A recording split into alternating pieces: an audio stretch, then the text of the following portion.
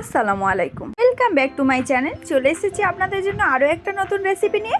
পাঙ্গাস মাছের কাঁচা ভুনা, দারুণ সুস্বাদু এবং মজাদার এই রেসিপিটি আপনারা খুব সহজে বাড়িতে বানিয়ে নিতে পারেন আর খেতেও অনেক ভালো হয়। তো চলুন রেসিপিটা শুরু করা যাক। এই রেসিপিটি বানানোর জন্য আমি এখানে বড় সাইজের পাঙ্গাস মাছের গাঁতা নিয়ে নিয়েছি। এবার মাছের মধ্যে নুন এবং হলুদ দিয়ে ভালো করে মাখিয়ে নেব।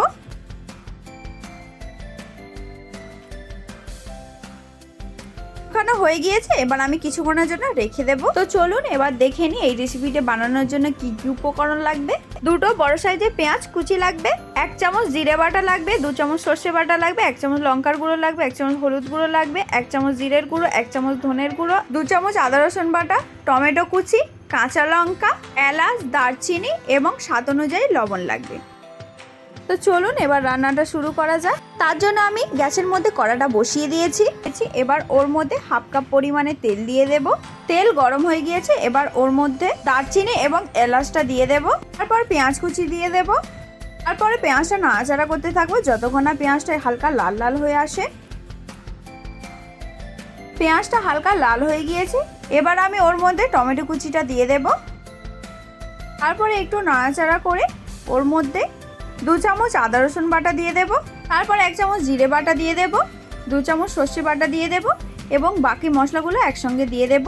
1 চামচ লঙ্কার গুঁড়ো, 1 চামচ হলুদ গুঁড়ো, 1 চামচ জিরের গুঁড়ো, 1 চামচ ধনের গুঁড়ো এবং কাঁচা লঙ্কা কুচি। তারপরে মশলাগুলো একটু নাড়াচাড়া করে ওর মধ্যে সামান্য পরিমাণে জল দিয়ে দেব। তারপরে কিছুক্ষণের জন্য ঢাকনা দিয়ে দেব। 2 থেকে 3 মিনিট হয়ে গিয়েছে, এবার ঢাকনা খুলছি। দেখুন জলটা একেবারে শুকিয়ে গেছে আর মশলা থেকে তেলও ছেড়ে দিয়েছে।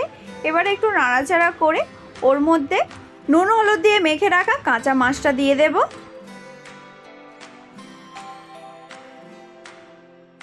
তারপরে মাছটা বেশ কিছুক্ষণ ধরে মশলার সঙ্গে কষাতে থাকবো। যেহেতু কাঁচা মাছ, সেই জন্য মশলার সঙ্গে বেশ কিছুক্ষণ ধরে কষাতে হবে।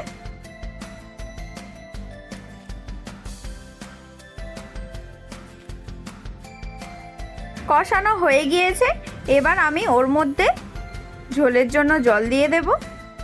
খুব বেশি জল দেব না, যেহেতু মাছের ঝাল হবে সেই জন্য অল্প পরিমাণে জল দিয়ে দেব। তারপরে ঢাকনা দিয়ে দেব। 5 মিনিট হয়ে গিয়েছে, এবার ঢাকনা খুলছি। দেখুন তরকারিতে এখনো অনেকটা পরিমাণে জল আছে। আমি এতটা পরিমাণে ঝোল রাখবো না, আর একটু কম করব। তাই আমি এখন এর মধ্যে 1 চামচ গরম মশলার গুঁড়ো দিয়ে দেব। তারপরে বেশ কিছুক্ষণ ফুটিয়ে নামিয়ে নিলেই রেডি পাঙ্গাস মাছের কাঁচা ভুনা। খুব মজাদার এই রেসিপিটি। এই দারুণ এবং মজাদার রেসিপিটা যদি আপনারা একবার ট্রাই করেন, আমি কথা দিচ্ছি আপনাদের অনেক বেশি ভালো লাগবে।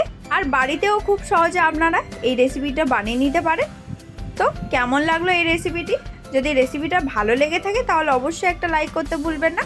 কমেন্টে জানাবেন রেসিপিটা কেমন হয়েছে, শেয়ার করে দেবেন। আর নতুন নতুন ভিডিও দেখার জন্য আমাদের চ্যানেলটিকে সাবস্ক্রাইব করে আমাদের পাশে থাকবেন। আবার দেখা হচ্ছে অন্য কোনো ভিডিও নিয়ে। ততক্ষণের জন্য ভালো থাকবেন, সুস্থ থাকবেন। আল্লাহ হাফেজ।